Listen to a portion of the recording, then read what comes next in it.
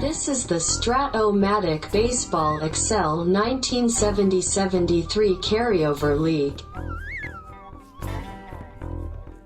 Brought to you by the Shrimp Trawler YouTube channel.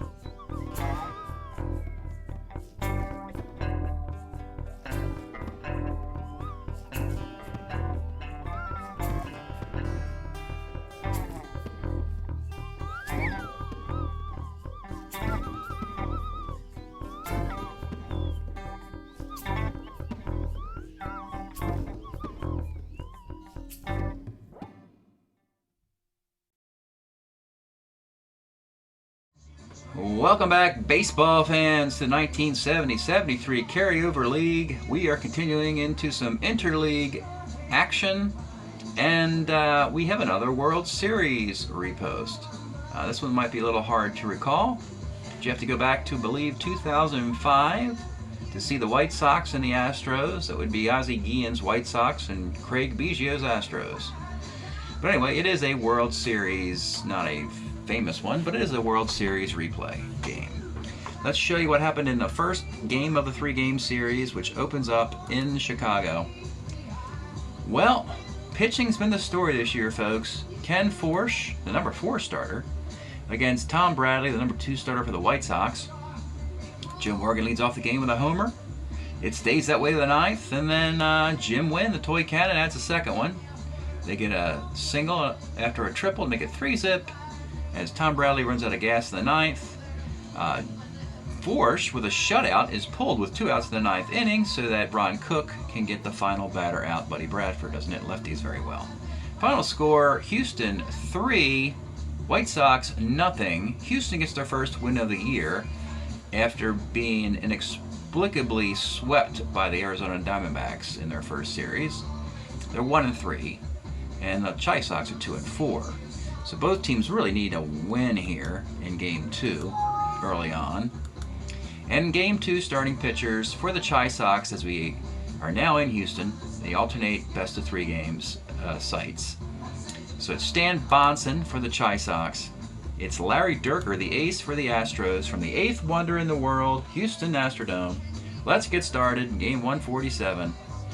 Louis Aparicio leads off, 4-11. Pitcher X, Dierker, is an E0, so you don't even have to roll for the home team pitchers who are E0s. It's one of the many tiny little home field advantages I built into my game. Tony Muser, 45, short X. Metzger's a 1E14, makes the play. Houston's got really good defense.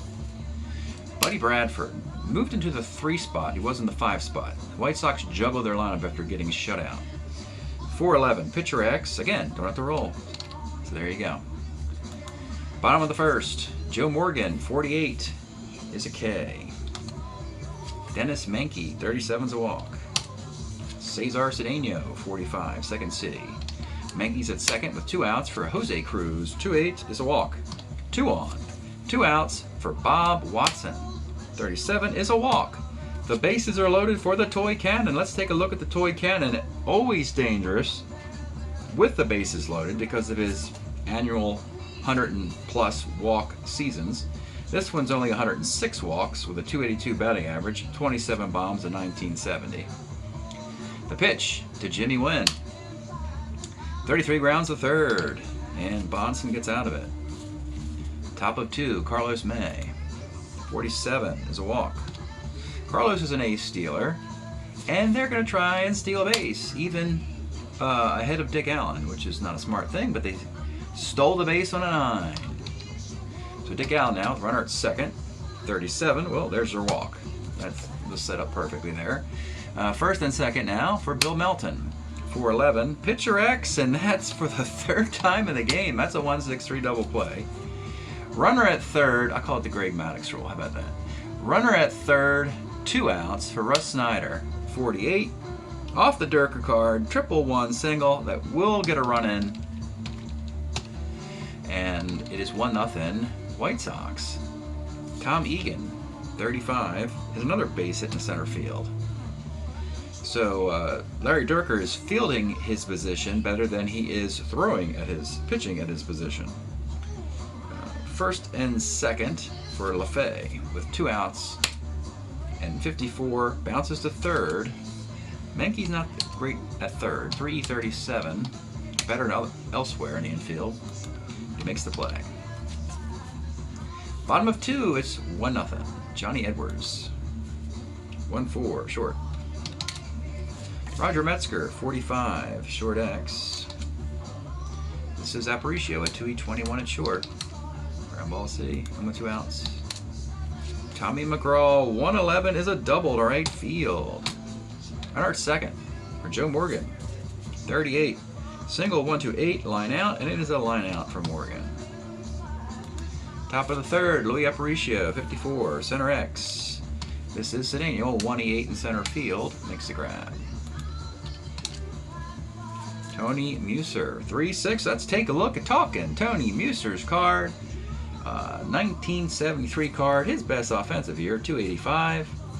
Would be known as a good late-inning defensive replacement at first base. Kind of a slap-hitting first baseman with great range, not much power.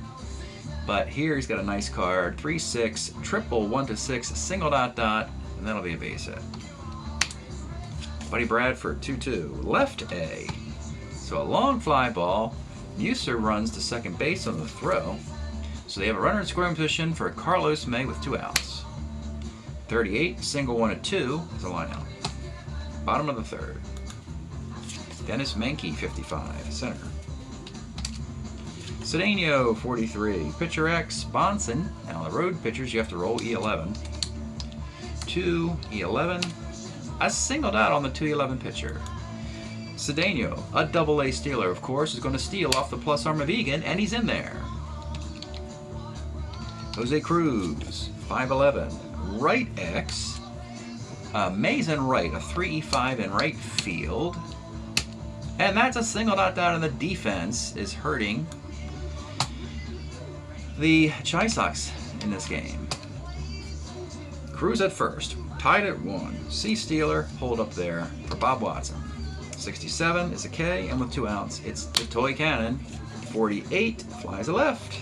Well, 1-1 game into the 4th. Dick Allen, 311 is a walk. One of his 99 walks in 605 plate appearances. Bill Melton, 4-4, third X. This is Menke, a 337 a third. On the 3 range, he gets a ground ball B. Melton's at first for Russ Snyder. Put in the lineup as an extra lefty versus Durker, who's better against righties. 1-6, skies the center field. He's 1 for 2. Tom Egan, 32. Let's take a look at Tom Egan's card, acquired in the off-season. Kind of a quiet move here. Not much when you first look at it, but digging deep, you see he really has an imbalanced platoon where he's actually pretty good against right-handed pitchers. It's about 275, maybe. And he plays exclusively against righties, with Mike Ryan defensively against lefties. 3-2 is simply gone, and it's 3-1 White Sox with 2 outs in the 4th. Jim LaFay grounds at third. It is Johnny Edwards leading off, 59, skies the center. Roger Metzger, 64, center, and with 2 outs. Tommy McGraw, 69, homer, 1-4, double is a 2-base hit. Tommy's got a couple doubles today. Having a decent year, batting 9th at playing first base. How many first basemen you know who bat 9th? Joe Morgan, 34, flies the right field. 0 for 3 for Morgan through 3 frames. We go to the 5th. Aparicio, 67, is a K. Talking Tony Muser, 58, pops to first. Whoops. And Buddy Bradford, 2-7, single 1-9, rolls an 11 and lines out. Bottom of the 5th. Let's pause a moment for station identification. This is the Shrimp Trawler video channel. Este es el canal de videos de camaroneros. Okay. Home wins have been tough to come by in interleague play. The White Sox dropped Game 1 at home, and the Astros aren't doing well in their own stadium here. Dennis Menke, down a couple, 6-6, short X. Again, Aparicio is very good at 2E21. But a cheap single off of Louis Aparicio at short. And now you'll have the tie run to Cedeno. 1-4 just misses his column and skies the left. Jose Cruz, 2-7 is a base hit to left field. Does Menke try to go coast to coast? No. First and second for Bob Watson. Let's take a look at Bob Watson's card. His 1973 card. You might recall in the draft we had a 70 card in the league last year. We decided that let's improve Watson before the card of 70 expires, so you can get this card into the league with a ridiculous on-base percentage here. Gets on base, plenty of power, 312 batting average, 85 walks in 1973. Plus you can get him at catcher, first in the outfield if you need to. Fortunately, they don't need him to. He can be the DH. But it's always nice to have a flexible player like this. So, with 2 on and 2 outs, Watson, 59, skies to center field, and Menke, of course, did not go to third on the single, so we have 2 on and 2 outs for the toy cannon again. He has stranded 4 men to this point. The pitch to the toy cannon, 48 off of Bonson. It's a sky to left field. Stan Bonson flirting with disaster, but pitches out of it again. We go to the 6th here in Houston. Carlos May leads off for the White Sox, 42, second X. Morgan, 3E20 at second base, makes the play. Dick Allen, 67 Ks. Bill Melton, 1-7 is a K. The Astros, they don't want to be swept here, by the way. Or I should say, the Astros want to come back and sweep the White Sox for the purpose of getting revenge on losing that 2005 World Series. That's the way you have to look at it. So, they won Game 1, then they're inexplicably down 3-1 in Game 2, but they're looking for a comeback. Remember, the Astros were a playoff team last year. So, and they started out 0-3 against Arizona, so they need this a little bit more than the White Sox. Johnny Edwards, 2-7's a K. Roger Metzger, 6-12, walks. C-Stealer, you won't steal against Egan. Tom McGraw, 56 K, and with 2 outs, here's Morgan. 55, Morgan, grounds a second. Cannot get a hit today. We go to the 7th. Briskly played game. Russ Snyder, 1-7 is a K. Tom Egan, big homer earlier, Ks. And Jim LaFay, 6-10 off Durker's catcher's card. Edwards a 40-13 catcher, but he makes the play. Stretch time here in Houston. We're enjoying listening to the 13th Floor Elevators, 1960-something LP, Easter Everywhere, Rookie Erickson, Moving Sidewalks. I think that was Billy Gibbons' band before ZZ Top, and they were playing in the same part, Texas, during this era. And here we are, back to the bottom of the 7th inning. Stan Bonson has just given up 1 run through 6 frames. Menke to lead it off. 67 is a K. White Sox bullpen, not that good. They got a nice long man in Selma. Forster and Lemons are average, and Humphreys is average, and he walks guys. So they like to push their starters, which would include Wilbur Wood and Tom Bradley, as long as they can. You're going to have to break Bonson to get him out of there. Cedeno, 47 is a K. Jose Cruz, 4-12 is a roller back to the mound. We go to the 8th. It's Durker's breaking inning. Louis Aparicio, 57's a K. Tony Muser, 2-6, another hit, double 1 and 2, base hit. Buddy Bradford, big moment here, 110. Let's take a look at Buddy Bradford's card. Strange imbalanced platoon here. He's in a reverse platoon. He doesn't play against lefties, and usually Russ Snyder plays center field for them against lefties as a left-handed batter. A reverse platoon, righty, lefty, lefty. Very strange, but he really smokes righties, and that's why he's in here today. Base hit in a right field. Muser, does he go coast to coast? No, he does not against the -2 Cruz arm. So now you got a breaking point here for Durker. One more batter breaks him. You got Carlos May and Dick Allen. Oh boy. If you get May out, I think you'll pitch to Dick Allen. But the point is, how do you get May out? So we'll see here. First and second. Let's take a look at the Carlos May card. Again, these two guys, Carlos May and Dick Allen, were picked first and second in the draft by the Chi Sox. They have, it's really odd here. In 1972, both guys hit 308. One guy had 506 at-bats, the other guy had 523 at-bats. I mean, they were almost identical in batting average. And if you want to know, Carlos May loses the tiebreaker in batting average because he has the 3-6 card, homer, where Dick Allen has the 1-5 homer, is the answer to that trivia question. So here is Carlos May with 2 on and 2 outs. 49 off of Durker, homer 1, double. That is a double to center field. Bradford has wheels. 14, but you got Cedeno out there, so we'll put on the brakes. That does it for Durker. Cannot get through the 8th inning. It is 4-1. He leaves after 7 1/3. Not looking good for the Stros here. You got Dick Allen and Bill Melton. Let's get a righty who can get righties out if we can find something like that. Let's go Eddie Watt, the closer. Will come on in the 8th inning.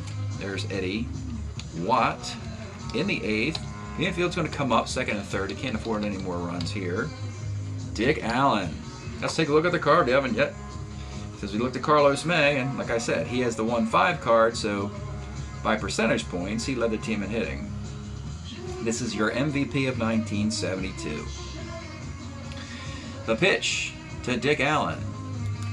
4-4 off Watt is center X. Now, Cedeno, we need a fly ball 8 here, so a runner doesn't score. And we get it on his oneness. Cedeno and his cannon, and the runner is paralyzed at third base there. So, with 2 outs, it'll be Bill Melton. Bill Melton. 2-7. Let's take a look at Bill Melton's card. Boy, I tell you, these White Sox, if they ever really put their mind to it, they could really beat up, get this offense going in the middle here. May, Allen, and Melton is pretty devastating. Melton's numbers, 71. He had 33 home runs and a 269 average. 2-7, double 1 to 11, gets the double. That's a 2-run double. That is a killer here, folks. It is now 6-1, or yeah, 6-1 Chi Sox. Russ Snyder, 5'10", catcher's card. And this is Johnny Edwards is a 4, and he makes the play. All comes unglued for the Astros in the 8th as the Chi Sox increase their 3-1 lead to 6-1. Bonson's cruising. It'll be Bob Watson. 2-3, skies the center. The toy cannon, 2-6, grounds short. Johnny Edwards, 38, skies the center. Oh boy, Houston, we got a problem this year. You started 0-3, you're about to go 1-4. Watt will continue into the 9th. Egan, 67 is a walk. Jim LaFay, 56, second X. This is Morgan, is a 3-20 at second base. Ground ball C is all we can get. The runner moves up to second for Aparicio. Grounds is short, no double play of course, and then Tony Muser looking for hit number 3, strikes out. 6-1 game, bottom of the 9th. Is there any more defense to bring in to help old Stan Bonson get a complete game? Well, they have, yeah, you can get Bobby Knoop at second base as a 2. So he'll come be a 2E15 at second base. You can get replaced, put Mike Ryan behind the plate. Solid defensive catcher. And that'll about do it in the 9th inning. That's all the Chi Sox defense. Helping out old Stan here, get a CG. They prefer a complete game versus the bullpen, so here we go. Metzger, 68, double 1-2-9 is a double off Bonson. Tom McCraw looking for his 3rd hit. 6-10 off of the Bonson card. It is gone. 2-run blast. Tom McCraw, 2 doubles and a home run. Of course, most of that damage is off the Bonson card today. We got a ball game. It is now 6-3, and that is it for Bonson. He leaves after 2 batters in the 9th inning and a 3-run lead. I think Terry Forster will be coming in. Terry Forster coming in for the Chi Sox here in the 9th with a 3-run lead. He will face, he's great against lefties, he will face Morgan probably through Cruz. We'll see what happens. Joe Morgan. 2-5. Morgan is grounding to first. He is an 0 for 5. Dennis Menke, 5-12, rolls to second. And with 2 outs, it's Cedeno. 57 is a K. And just like that, this is the ball game. 3 straight outs for a nice little save out of your long man, Forster. Don't see that very often. And that's how the 9th inning develops. So Eddie Watt comes on in the 8th. Gives up a hit, a walk, and a K. Everything charged to Larry Durker. Not one of his better days. 7 hits, 6 runs. Of that, we have overall earned 3, 4. Yep, everything's earned. That's not good. 3 walks and 6 strikeouts. Forster, a save the 9th with a strikeout. How about that? Stan Boston does get the win. 8 hits and 3 runs. They were earned. Walked 4, strikeout 6. 1019, 0109, 6838. 4747. Tough to win at home in interleague play thus far, as the road field advantage seems to be working, whatever that is. So now the White Sox are creeping back towards 500, approaching mediocrity if they can. A little disappointing start for them as well. We thought with all those, Carlos May and Dick Allen, they would light the world on fire and scare the pants off the Royals and the Twins, but it's not happened thus far.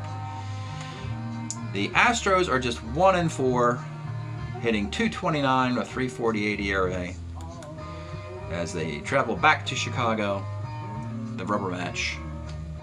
White Sox, on the other hand, they're 3-4. They want to get back to 500, get this ship righted, because they still believe they're going to win this division and leap over the Royals and Twins. White Sox, though, are hitting just .242. To do that, they got to hit better. The ERA is .279, which is magnificent. They're getting great starting pitching out of Wood, Bradley, and Bonson, but the sticks are just not there yet. If you're wondering about Dick Allen, he's 6 for 23. And Carlos May is 6 for 25. That's not going to get it done. That 1 homer between them. Yeah, they need more help than that. So, we have played now 147 games. 261, 372 ERA. And we'll report back at the end of the video with the winner of this series. Thanks for checking this all out. We'll see you next time.